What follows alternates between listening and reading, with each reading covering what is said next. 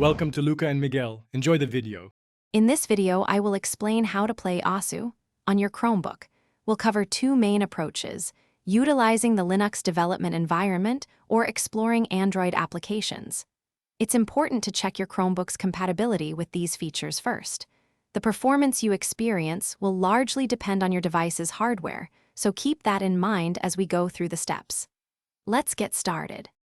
The most common way to play the full ASU game is through the Linux development environment on your Chromebook. First, enable Linux in your device settings. Next, you'll install Wine, which acts as a compatibility layer, allowing Windows applications to run. Then, download the official ASU installer from their website.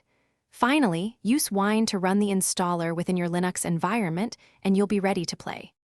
Another option is to use Android applications if your Chromebook supports them. You can search for ASU, Droid, or similar rhythm games directly in the Google Play Store. Simply install the application from there. It's important to note that ASU, Droid is a mobile-optimized version and offers a different experience than the full PC game. This method is generally simpler to set up for casual play. To get the best ASU experience, consider a few optimization tips. Always close any unnecessary applications running in the background to free up valuable system resources.